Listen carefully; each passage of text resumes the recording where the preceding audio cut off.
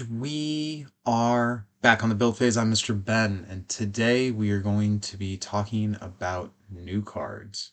Maybe one of the last times we ever talk about new cards on this show, given the kind of temperament of the community. I think we all see the writing on the wall. The end of organized play last week certainly landed as a blow, and if you haven't seen my posts in Discord or Facebook, as we come towards certainly the end of the game as we knew it, maybe not the end of the game, if Upper Deck keeps putting out expansions in this online only mode, perhaps the overhead's low enough that we'll see a few more years of Versus cards. But I think at this point, we all understand that Versus as the community, as the thing that we have grown to love over almost the last decade, is changing significantly.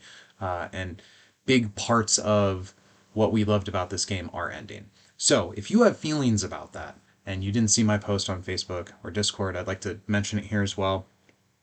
I would like to talk to as many people that want to talk about Versus as I can. If you want to talk about your favorite deck, your favorite event, your favorite thing that happened in the community, I'm not super interested in having people come on and just like be angry. The tone I tried to strike last time was let's smile because it happened. And that's kind of now everybody's entitled to and justified in whatever feelings they have. But as far as the shows that I'm trying to line up, I want to talk to people about the cool things that you did in Versus, the friendships you made, the way this game touched your life, because this game is awesome. And that's where I want to put my focus is on how awesome this game is. So, to that end, I'm going to talk about some new cards today. I just wanted to throw that out there on the show as well as those other places. I have a bunch of people that I'm going to start lining these things up for over the next weeks. If I haven't gotten a hold of you directly yet, it's not because I'm ignoring you. It's because I'm trying to line up a bunch of these. So I apologize to people that I owe messages to. You are all on my list, and I promise I will get to all of you in time.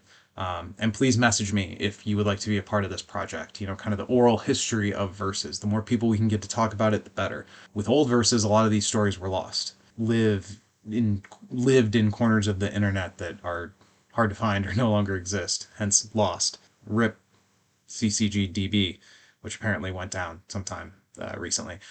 Let's look at some new cards. I have not been keeping up on my new card reviews as much as I used to, and that really honestly comes down to the distribution model. I buy my cards at the shop. I am going to sit down at some point and order all of these web store exclusive sets, but for now I'm relying on Mitch posting the pictures of them in Discord. Thank you, Mitch. And I'm going to talk about all of these new cards. So let's dive into Spider-Man. So this is a Mantle Spider-Man. I'm pretty sure this is Miles. He's a 3/4/5 level 1. I'll take those stats. Although, man, at this point, 5 health just feels like we all know it kind of sucks. All right. Energy threads. Main, blue. Move a supporting character on any side to another of its rows. If it's equipped, you may put its equipment into its owner's hand. That is useful in a whole bunch of different ways. When a character on your side with the name Spider-Man in its name gets KO'd, Spider-Man, your main character, gains an XP. I don't know what the cheapest Spider-Man versions we have are. I know there's a 3-drop. Was that one new one? Was it a 2 or a 3? I can't remember. But either way, this there's a lot of main characters that have experience conditions, and you can predictably say, hey, they're going to level up on this turn. There are certainly going to be hands with this guy where he can't level up on 3. But I think it's pretty likely that you're gonna get your level up early game. So what do you get when you get there? He becomes a 5/9. That's a pretty good bump, right? You go from 3 to 5 and 4 to 9. Yeah, okay, I'm with it. He keeps his move a supporting character. Man, I wish that changed to main character and let you yank people to the front. The KOing equipment, I guess, doesn't KO it. It bounces it back to its owner's hand. The bouncing equipment, there are going to be times where that's super relevant. I think that's one of those powers that like most of the time isn't going to matter. Like the way Havoc doesn't hit Cyclops has like never come up in a game ever. This is probably more useful than that, but it's an edge case thing. That's not why you do the energy thread. It's so you can mess up people's rows. And really, if that main character in the back row is relying on a single flyer to stay safe, energy threats gets you there, even though it can't target a main character because it just pushes whatever the annoying supporting character is out of the way. Then he gets I am Spider-Man. Build yellow. Draw a card for each character on your side with Spider-Man in its name. Okay. I don't know how many Spider-Mans there are. There's a bunch. Yeah, I like it. His stats are strong enough, especially at level 2. That 9 defense kind of makes up for the 5 health, not to mention like the healing options that are on team for these guys, like way more than probably needs to exist, but there it is. This guy is simple, he's straightforward. You put all the Spider-Mans in your deck, and then you spin webs, I guess. Uniqueness might be a problem for your curve, but I feel like we've got so many different versions of different Spider-Mans that have Spider-Man in the name. I don't know how many we would be able to have in play at once. Like, can you pay a yellow and draw three?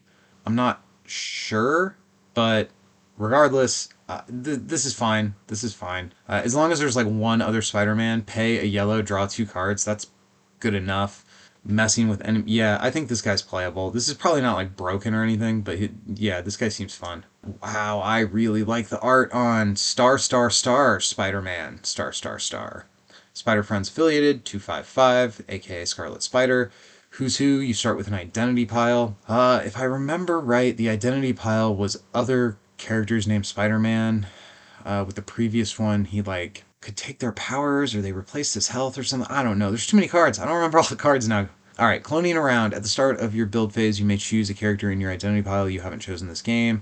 Triple star Spider-Man gains that character's printed powers until the start of your next build phase. Okay, it's is it the same as the previous one? That sounds familiar-ish. Class clone. Super awesome games. You're so punny. Class clone, level up 3. When you choose a character with cloning around, Spider-Man gains an XP. So he's basically locked into gaining it. Recovery phase happens before build phase. You're always going to get this guy face up unless there's some kind of like can't turn face up power, like some kind of exception effect going on. So this is another guy where you're pretty well guaranteed to level. Actually, more guaranteed than the previous card. Star Spider-Man. I feel like getting that turn 3 level up, like having the card you need by turn 3 is not the most pressure. Sometimes you're going to miss, but it's way different than like having to have an exact card on turn 1. Turn 3, you see a lot of cards by turn 3. So this guy, triple star Spider-Man, his thing is linked to an out of game pile, so your opponents really can't mess with his level up, barring some kind of can't turn face up ability. Otherwise, he's going to be up, he's going to level on 3, and he's going to level into a 6/8 that just keeps cloning around. What? Okay, maybe there's just enough good Spider-Mans out there now that the clone pile is just that dangerous that a 685 is good enough with the clone pile. I don't know. I don't feel like I have. The Spider-Man part of the Marvel Universe is not like the part I pay the most attention to, so I have not sat and really focused on how many different Spider-Mans I can put into a deck. I know there's a million of them, and a million of different things means flexibility, and presumably there's a bunch more in this box that we're looking at. So maybe that's good enough. I don't know. That seems a little. Flexibility is good. Yeah, I'm not sure I know how to rate cloning around until I actually sit down and look at all of his potential options and see what kind of situations he can flex into. If it turns out that there's a Spider-Man for every board state, then that's quite good. If it turns out that it's kind of like a lot of differences that don't make impactful differences on the game, then that's less good. But I really need to look at a whole list of Spider-Mans to accurately nail that one down. Alright, Spider-Man, climb high. At the start of your main phase, you may exhaust a Spider-Friend location on your side. If you do, put 2+1 counters on Spider-Man. Okay, so it's like climb, but it can get bigger and is more limited in how you can trigger it. When he climbs high, he gets 1 XP. So you got to do this 3 times. So this last guy, to level up, you needed to hit, or the first guy, you needed to hit a card by turn 3. This guy needs to hit a card on turn 1. Like, you need to hit some kind of Spider-Friend's location. Now, how many do they have? They're wild, queens. Isn't there another one? I can't remember. Is there one in this box? I bet there is. Yeah, so I don't know what your card density there is going to be, but if you miss that on turn 1, that feels pretty bad. Let's say you get it on turn one though, and you get a reliable turn three level up with this guy. You become a 6/7/5 once per turn while Spider-Man is in combat. Anytime you could take an action, you may have him get +3 defense. Oh, that's cool that it's not just automatic. So if somebody has an effect that, like that 5 drop, what's her name, that her attack becomes equal to the character's defense, well, that triggers. Then you go, okay, I'm gonna give him +3. I like that a lot.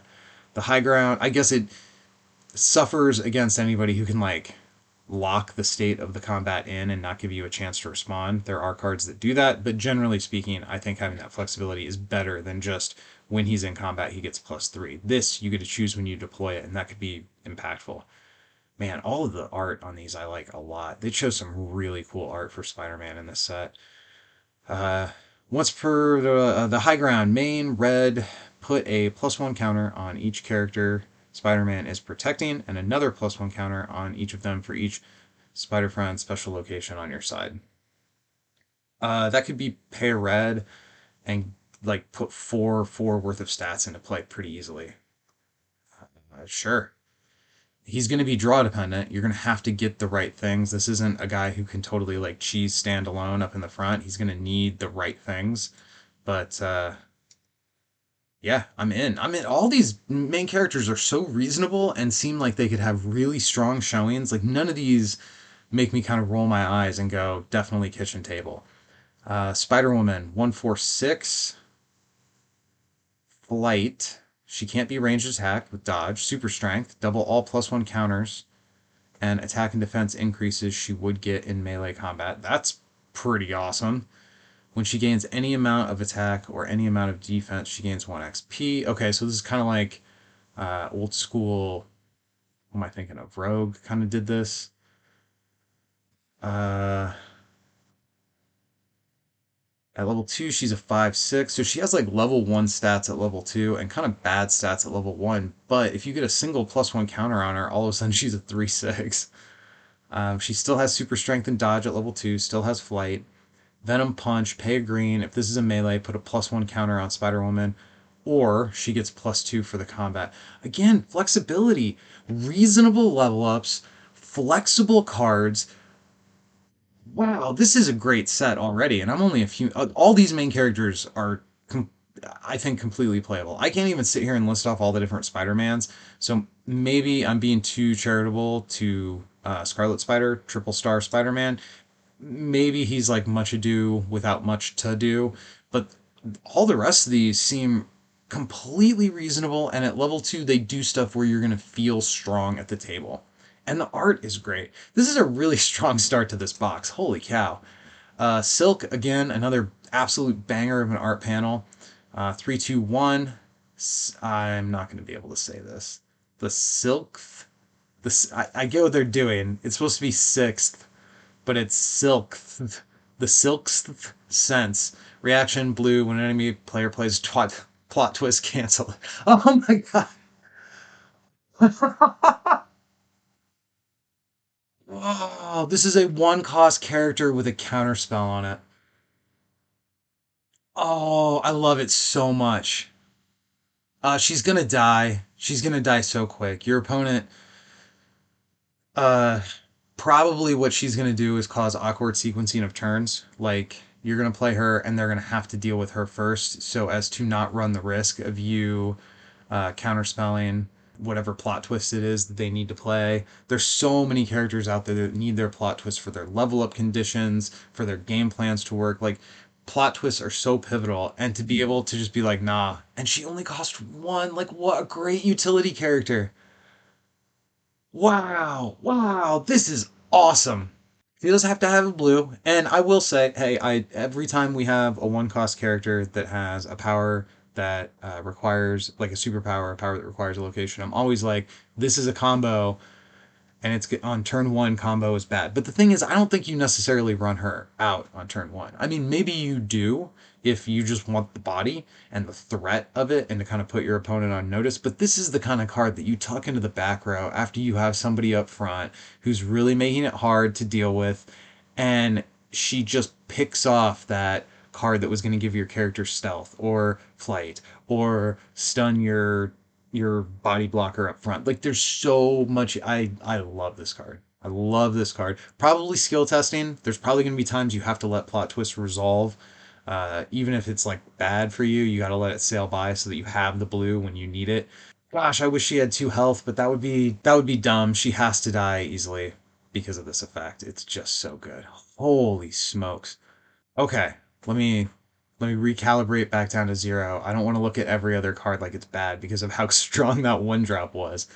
Um, I think I might be more excited about this one drop than I was for Prowler, like out of the Civil War box. And I thought that one drop was like game changing.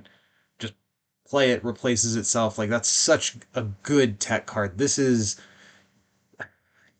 awesome. I really like Silk. Okay, Spider Girl, one drop. Spider Friend, 2/1, range, 2 health. Once per turn while Spider Girl is in combat, anytime you could take an action, you could have her get +3. Okay, I kind of already commented on how I like that this isn't a when you're in like hunter or hunted, I guess is the keyword I'm thinking of. It doesn't trigger on entering the combat. You get to trigger it at the advantageous time for you. That's cool. I like 2 health on one drops.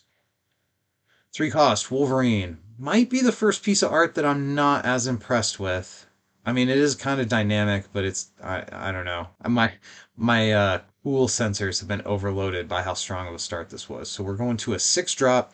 Friend, foe, feral. Wolverine has Berserker while Spider-Man is on your side. Wolverine has Berserker while Spider-Man is on an enemy side. Wolverine has Berserker while he's wounded. So Berserker does stack.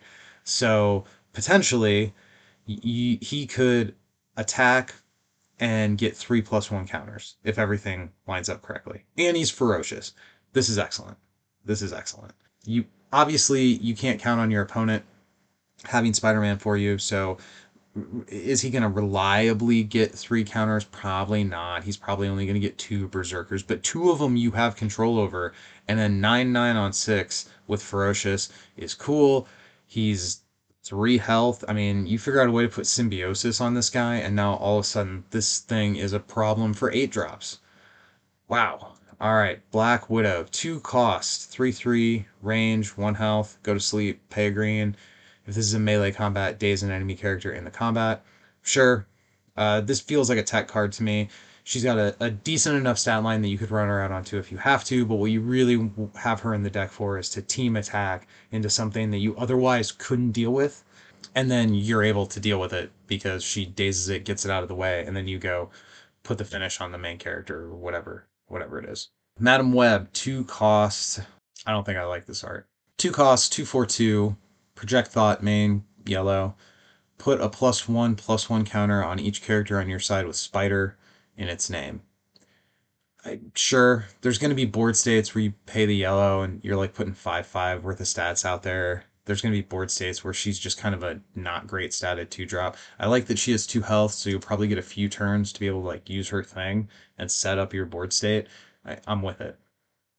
Again, I guess it kind of comes down to how what is the density you can put in your deck of characters that have Spider in their name. I think, and I could be wrong, but I think, just kind of shooting from the hip, that we have reached a point where we have seen so many different versions of Spider-Man that these kind of effects work. I'm assuming they work. Maybe they're not like world beaters, but I think they're functional.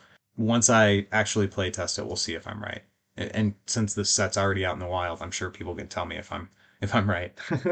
All right, Hawkeye, 3 cost, 5/3 with range, snapshot, pay a red. He gets sniper and quick draw. Sure, yeah. Kinda would have liked to see him have a natural 6 attack to be this kind of character on turn 3, somebody that comes down and like needs to kill something.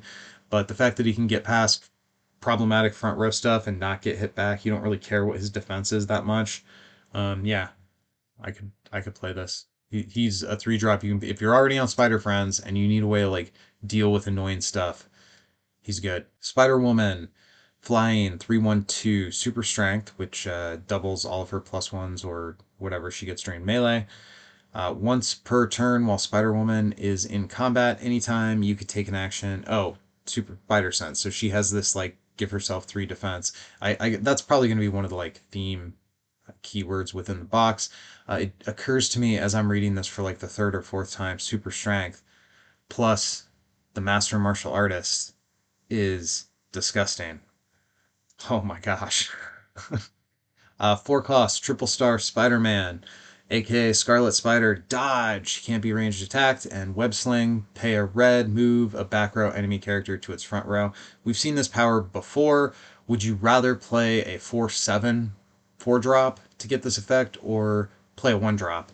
Obviously, the 1 drop with this effect is way better, but if you need a bunch of cards in your deck with the name Spider-Man, that effect is still really good. 7 is probably a number that could keep him around for a turn. Maybe. Definitely if you have other ways to add those plus ones, like what was that card we just looked at, Madam Web? Yeah, okay, I can see it. So 4 cost Daredevil. 4/5/1, he has dodge. First team up. While Daredevil is team attacking, he has Combat Master. When Daredevil team attacks with Spider Man, put 2+1 counters on each of them. Wow. Yeah, that seems pretty playable in this Oops All Spider Man's deck. The problem is each one of these cards that like does cool stuff, they all crowd each other out. Because if you're gonna build the deck that's like Oops All Spider Mans, you can only have so many of these utility pieces before you start to run out of the critical mass of Spider Mans you need to actually have the Spider Man thing go off.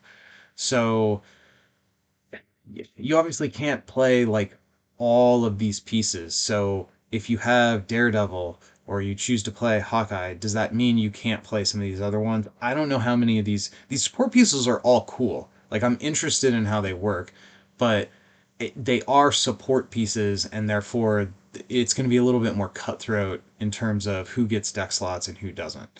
5 cost Silver Sable, 4/8/1 range. You pay 2 less to recruit characters to a minimum of 1. To a minimum of 1, huh? To a minimum of 1, huh? Oh man. You should have just called it. I want to see some flavor text on this card that just says hashtag lesson learned. Oh my goodness. To a minimum of 1.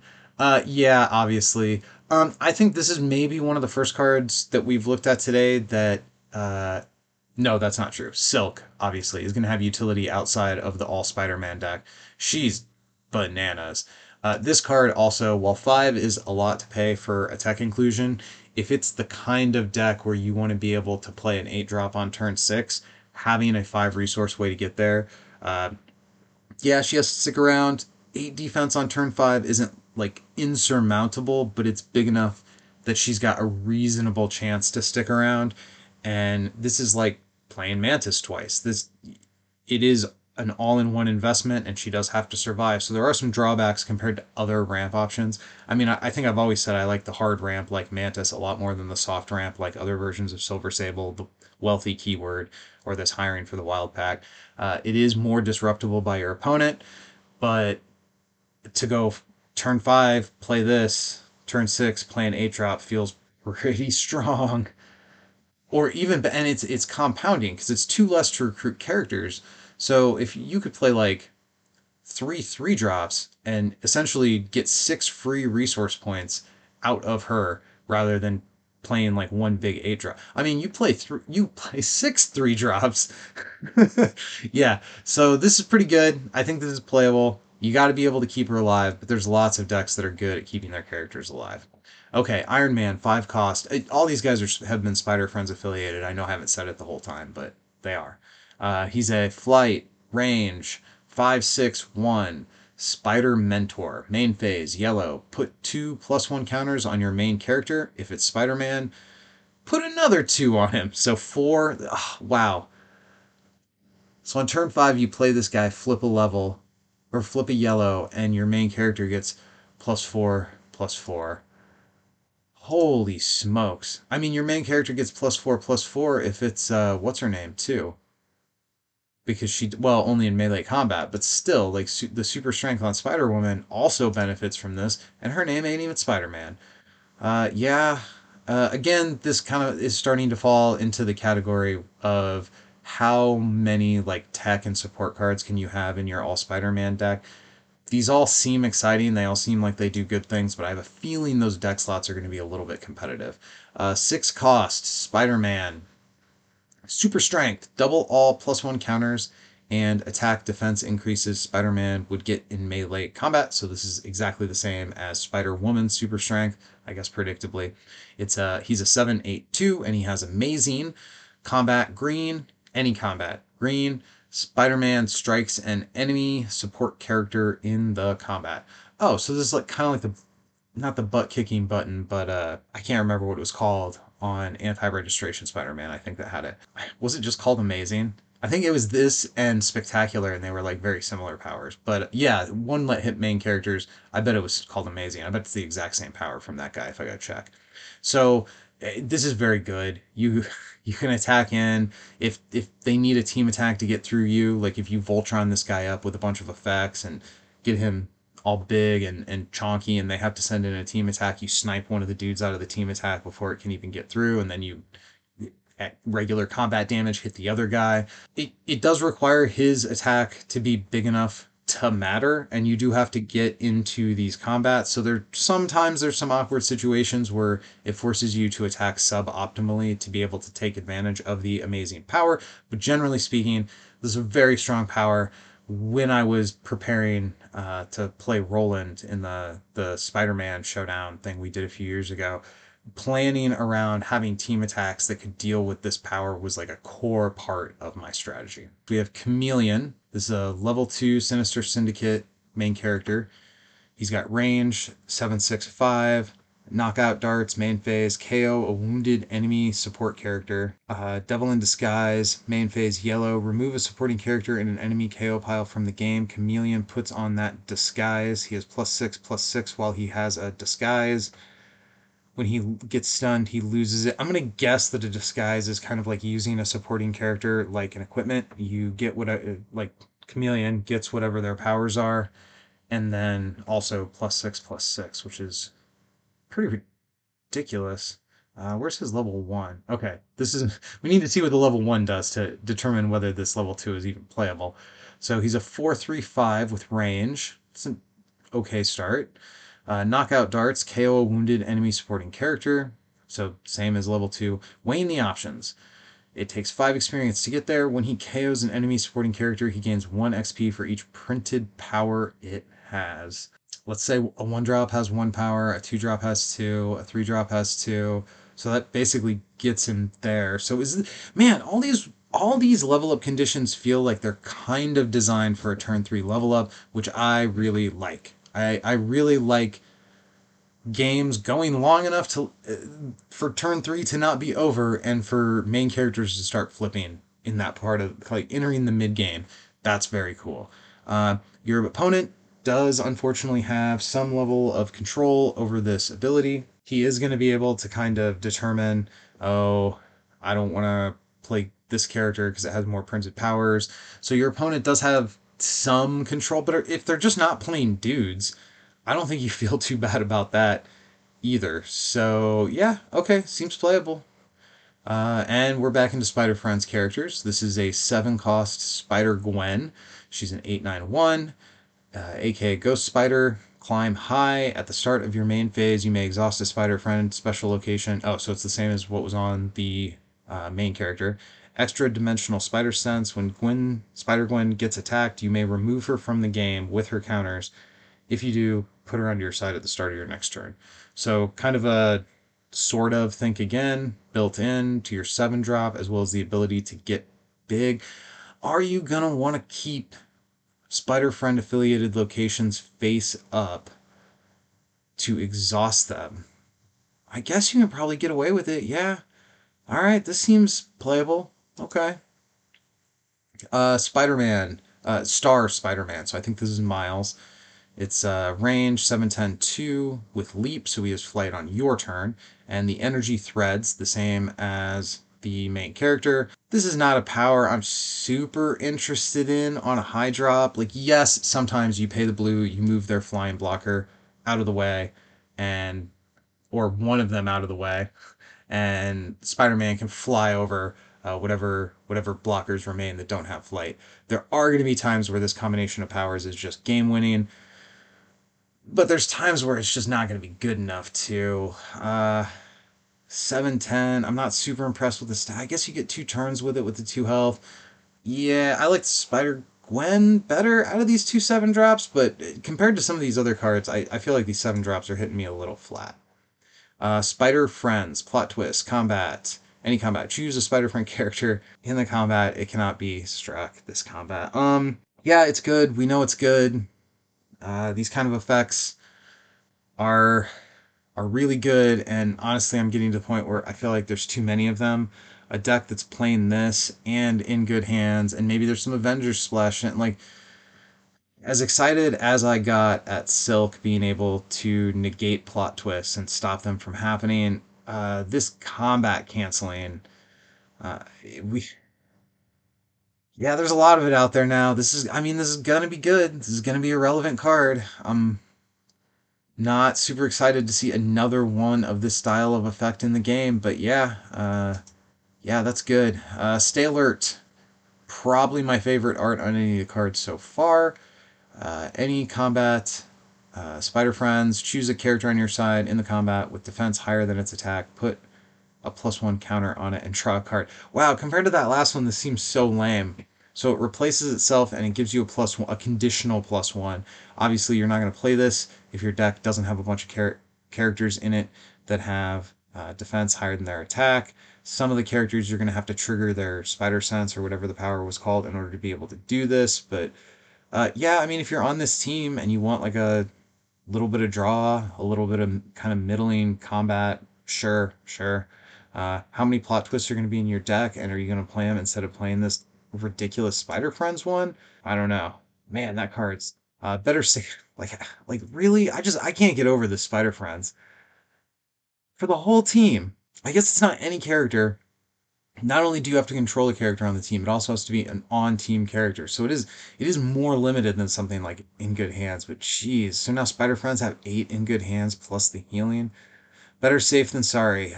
Any combat, choose a character on your side in the combat, convert any amount of its attack into defense. Yeah, yeah. So this could become super senses really easily, uh, which is like an incredibly strong. I mean, shock to the system and find cover are incredibly strong. That's only +3. This could be way more than +3 depending upon the character, and it doesn't have to be all. So if you're in a situation where you can donate a couple of points of attack into your defense to stay alive, but still hit the attacker back, like that's a blowout card. That is a blowout card. Wow. Okay, Spider Tracer. It's one of a kind. Spider Friends affiliated equipment. Track them down. Equip only to an unequipped enemy character. Characters on your side can attack that character even while protected. Yeah, that's good too.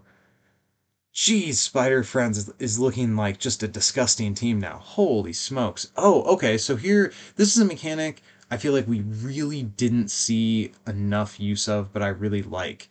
The main character required. So the Spider Home is a special location with Spider Friends affiliation, and it requires a Spider Friends main character in order to play it. It is one of a kind. At the start of your turn, you may turn this location face down. If you do, turn up to 2 of your other locations face up?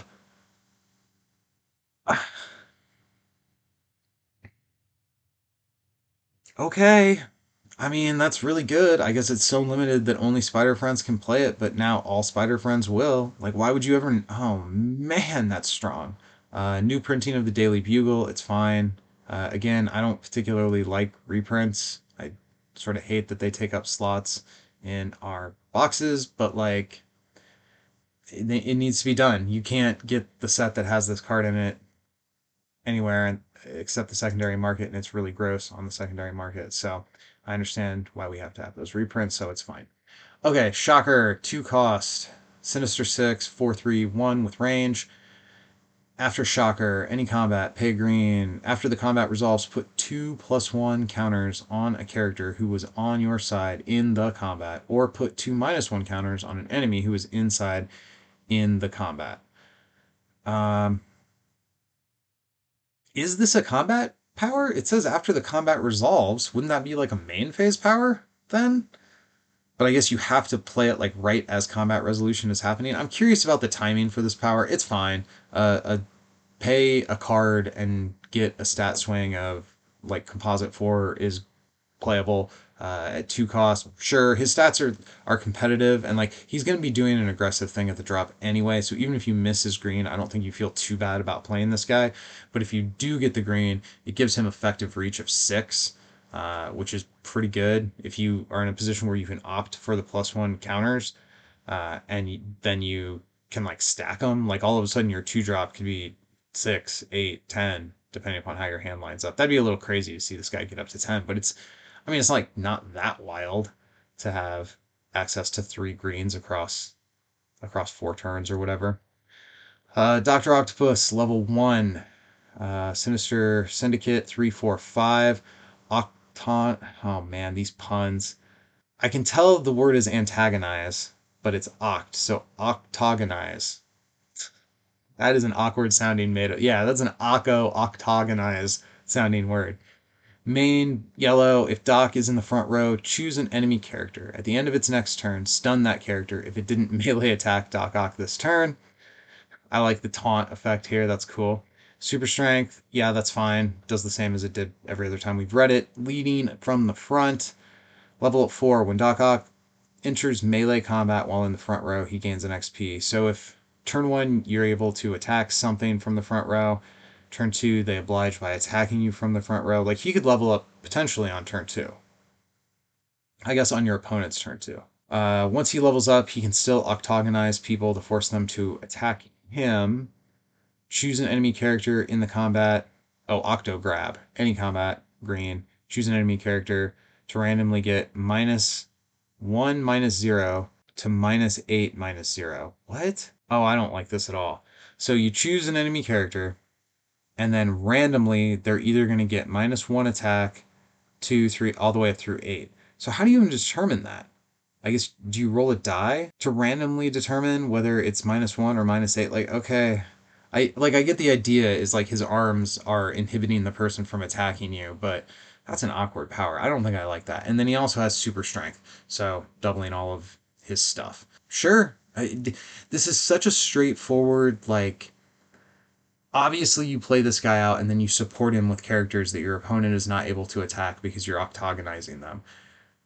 If you like Dr. Octopus, I can't see how this doesn't appeal to you, like this card design. How strong is it going to be? That I'm not totally sure about. That Octo Grab power, I think, is ripe to make me really upset.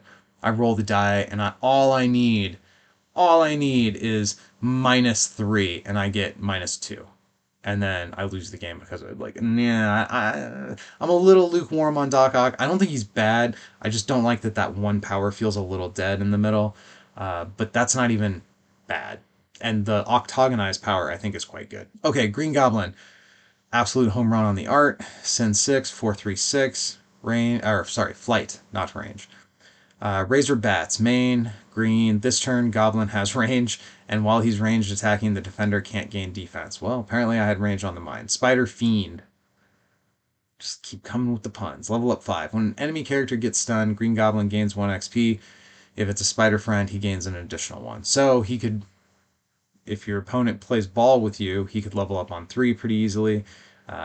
If your opponent doesn't have any spider friends in their deck, then you're looking at probably a level up of 5, and that might get dicey. Does he have to stun? No, he doesn't. Okay, well that's much better. If you're not relying on this 4/3 main character to swing in 5 turns, somebody else can get the work done for him, then okay, yeah. And wait, and is it whenever one gets stunned? Yeah, it's not just the first time on your turn. So as much as your opponent recruits, as long as you can keep hitting their guys, he could level up much quicker than turn 5. It's not limited to 1 per turn. Flight 756. At level 2, he still has his Razor Bats power, and then Pumpkin Bombardment, where you drop 6 pumpkin bombs onto the enemy side. I kind of briefly read over the rules for this on Discord. You have to physically drop cards. You can and probably need to ask your opponent to arrange their cards in a particular way when you drop the pumpkin bombs. Sure, it's fine. It's fine. Is it competitive? I don't know. How much are you going to practice your pumpkin bomb dropping skills? But I'm with it. I think it's fun. It's very good kitchen table stuff. Okay, Craven the Hunter. Sin 6, range 336. At the start of your turn, remove a +1 counter from Craven. Oh, that's rude. Jungle Potion. Pay a blue, put 3 +1 counters on Craven. Level up 3. At the end of your turn, if Craven has higher attack than each enemy character, he gains an XP.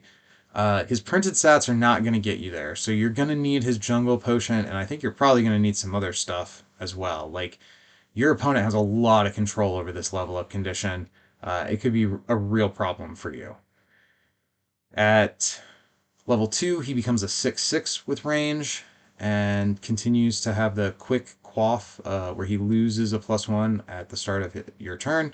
He still has Jungle Potion and he gains Sharpening Skills. Main, red, choose one. Craven doesn't have, and he gains it for the rest of the game. Dodge, Ferocious, Genius, Hunter, Leap, Lethal. These are all very good. So Dodge, you can't be range attack. Ferocious strikes in melee combat, you strike before the other characters. Genius, start a turn, you draw a card. Hunter, you get +3 attack when you attack. Leap is flight during your turn. And Lethal, when you stun a supporting character, they go straight to the KO pile. Those are all good words.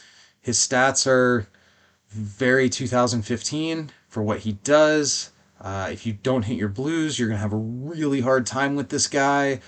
But I think the payoff is probably fine. If you hit your blues and you maybe hit some equipment and are able to like make him get bigger, and then you start paying your reds to make your main character get all these cool powers. Like this is like, isn't this what Versus is for? This is a way for us as adults to get the toys out of the toy box, and this time I'm gonna grab the G.I. Joe rocket launcher and put it in Kraven the Hunter's hand, and he's gonna fight Spider-Man with a bazooka. Like, this is cool. You get to build. If this is your character, again, I can't see how you couldn't like what's going on with this guy. Is it gonna be competitive? Those stats are a little weak sauce for 2024, but at the kitchen table, this guy seems great.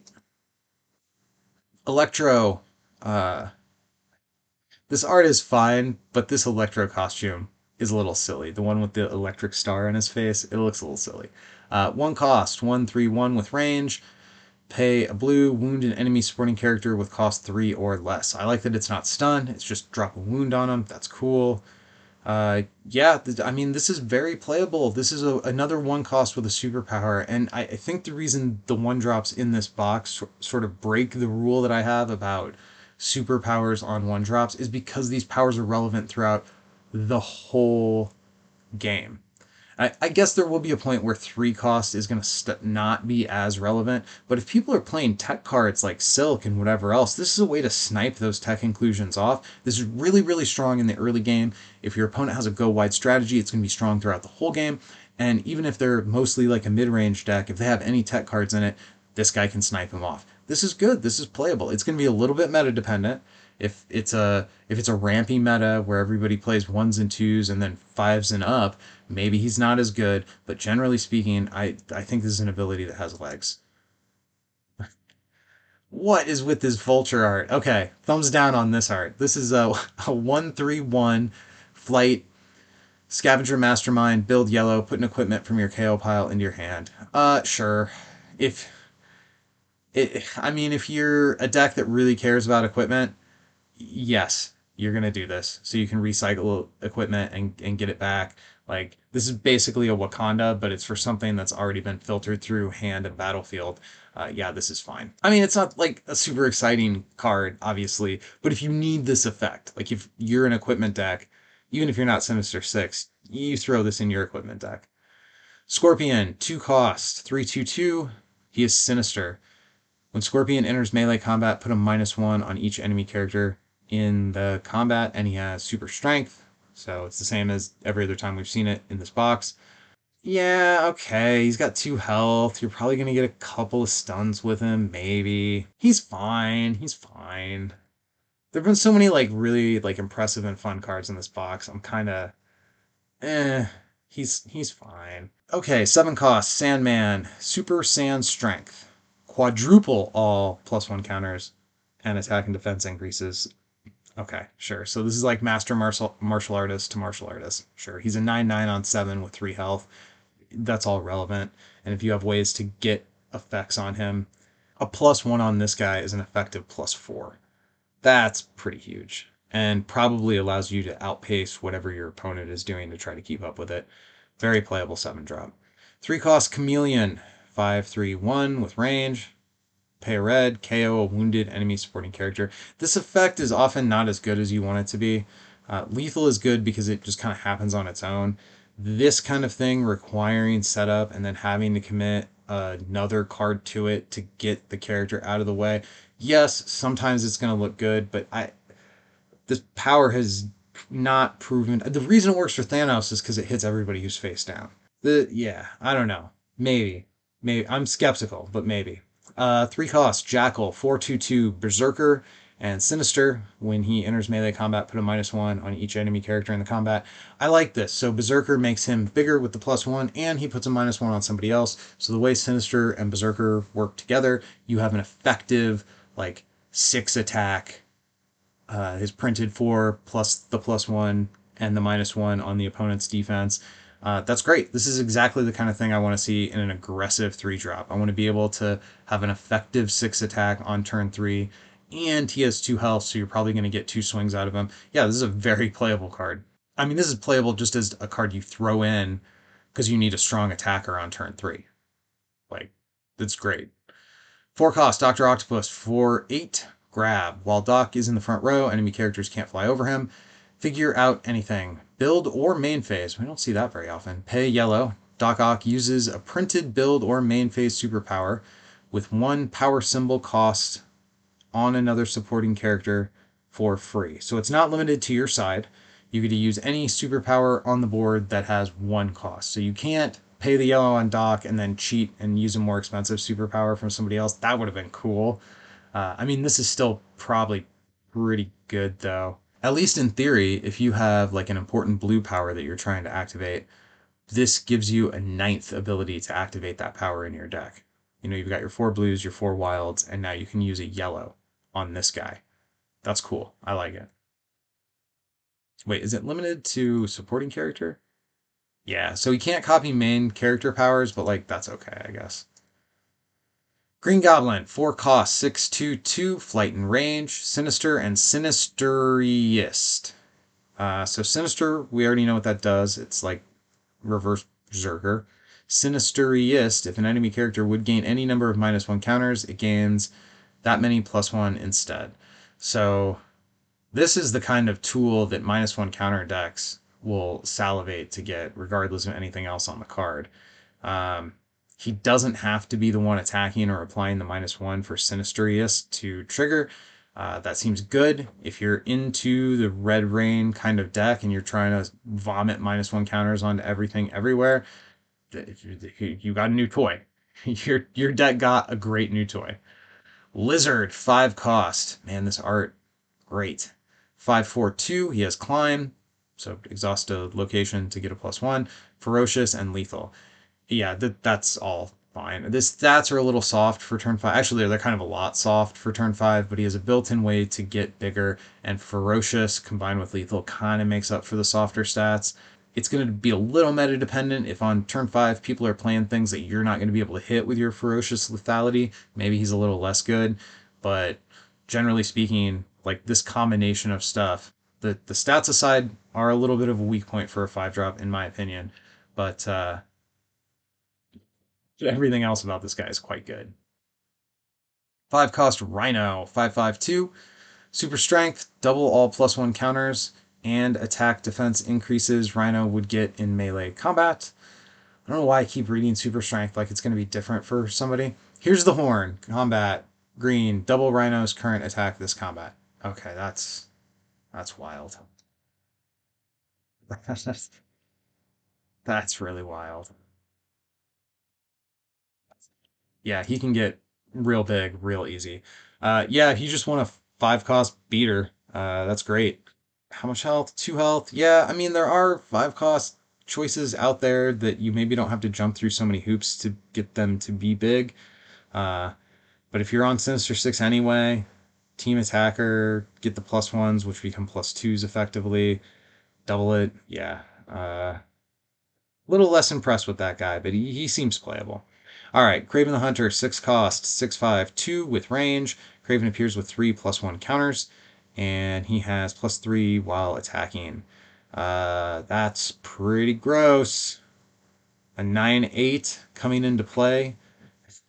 and swinging for 12 on 6. That's pretty decent, and he's at range.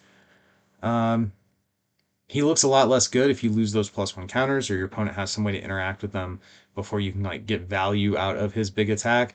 But in a lot of situations, he's going to hit the board, he's going to kill something, and your opponent's probably going to lose something on the way in to try to clean him up. 6 cost, Mr. Negative 781, improved Dark Force generation. At the start and end of your turn, put a -1 counter on a character. Whoo!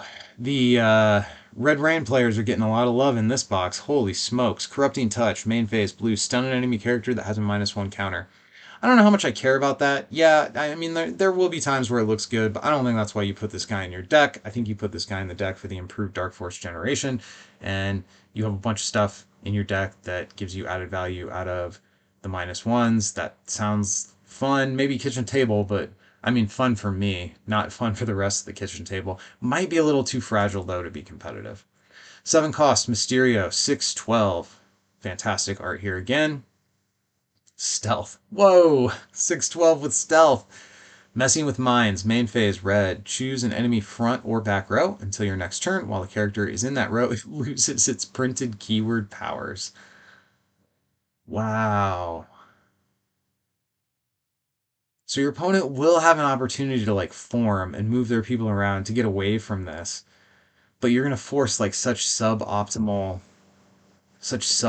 formations. That's really interesting. I mean, 612 with stealth for 7 cost, that's okay. But that messing with mines, that seems fun. I'm not sure it's good, but it definitely seems fun. Okay, the word on the streets. This is okay. All right, so this plot twist has Defenders, Underworld, Spider Friends, and Sinister Six. Loyalty to the Streets. Put this in your deck only if each card with a team affiliation and a character in your deck is Defenders, Underworld, Spider Friends, and or Sinister Six. Uh, if you play this during the draw phase, you draw 4 cards. Build phase, put a supporting character with cost 4 or less from your hand onto your side. Main phase, heal up to 4 wounds among supporting characters on your side, or any combat, put 4 +1 counters on a character on your side in the combat. So so you have to have all 4 team affiliations in the deck to be able to put this, or no, you don't. So every card you put in your deck has to have one of those 4 affiliations for loyalty to the streets, but like the word on like up in the upper right of the card, there are 4 team affiliations. So presumably in order to be able to play this at all, you have to control one of this is I don't think this is playable. This is silly nonsense. You're gonna get 4 characters that have 4 specific. I mean, I guess there's like some characters that like cheat team affiliations, like Lambert would take care of 2 of them for you by himself. That's not great. Uh, I mean, if you can play this, it's good, but it seems like they went so hard with the flavor that playability got left on the cutting room floor with this one. I don't know. Maybe I'm wrong. Maybe I've never seen a card that has 4 different team affiliations in the affiliation spot. The old loyalty plot twist that had 3, you had to have 3 characters of that affiliation to play them. Maybe the rule is different for this, and you only have to have one of these to be able to activate it. In which case, this is probably too good. So yeah, I don't know what to make of this thing. I definitely need to read the rules for what the restriction is on how and when you can play this, and that's going to largely dictate how good this card is. The effects are all great. The effects are fantastic. How much of a hoop do you have to jump through to be able to access those effects is going to have a big impact on how good I think that card is. All right, Sinister Syndicate. Any combat, choose a Sin character on your side in the combat to strike an enemy character in the combat. We've seen this like exact effect before. Yeah, this is good. I mean, it requires a little setup. Your characters have to be big enough for it to matter, but like that's often the case. like that's not the worst set. Like you want your characters to be bigger anyway, so you're not going out of your way to make this plot twist good. Stay aggressive. Any combat. Choose a character on your side in the combat with attack higher than defense. Put a +1 counter on it and draw a card. Didn't we see this exact plot twist? What was the Spider Friends one? Stay alert. So defense higher than, oh, so is this just the reverse? Defense higher than attack, and this one is attack higher than defense. Yeah, okay, okay. I didn't catch that immediately. Yeah, that's probably fine for the kind of deck where you want this. That's probably good. Whoa, better sorry than safe has excellent guard art. Any combat, choose a character on your side in the combat, convert any amount of its defense into attack. Yeah, so this is the mirror image. Yeah, if what you need is a deck that gets every combat through, this is a plot twist that helps you get every combat through, for sure. And it looks cool while you're doing it. Hallucinogenic gas, one cost, Sinister Syndicate, one of a kind equipment. Equip to an unequipped enemy character. Equipped character loses and can't gain keyword powers. When equipped character gets stunned, this card's owner may equip it to an unequipped enemy character. So the gas can like move around over the course of your turn. I think probably the coolest way this would work is you recruit this on somebody. Your opponent has like three characters and they all have like really annoying keywords and things that you don't want to have to deal with. You equip this on the first one, stun that dude, transfer it to the next, and you just chain down their whole row with your attacks, and that would look really good. It's going to look really stupid when you play this and can't get the guy stunned, and then your opponent has an equipment to equip over the top of it and it gets KO'd. Sure, sure. I mean, if you can get it to work twice, if you get two attacks out of it, it's a one cost card. That's probably more than enough to make it worth including. Sinister Syndicate, the Sinister Station, Sinister Syndicate special location. Sinister Syndicate main character required. It's one of a kind. Nowhere is safe. At the start of your turn, you may turn this location face down. If you do, turn two enemy locations face down. I like this one way less than the Spider-Man one. I think getting my own stuff back and being able to do more of my stuff means more to me than disrupting my opponent's stuff. But if you're on this team, you of course play this. Like, why would you ever not play this? There's absolutely no reason not to play this if you're on Sinister Syndicate. And then finally, new art for Oscorp because we need reprints. This seems like a truly excellent set. This seems like a masterpiece. I had some quibbles. I have a few rules questions. I'm not sure that I like really nailed the analysis on all these cards because of some of that. But man, what a fantastic set! I just part of my soul kind of weeps at how good this is because how many more of these are we gonna get? I don't know. I guess let's be happy because it happened. Hey, I'm Mr. Ben. This is the build phase. We got some new cards. That's awesome. And you should take these new cards, sleeve them up, and go win some games.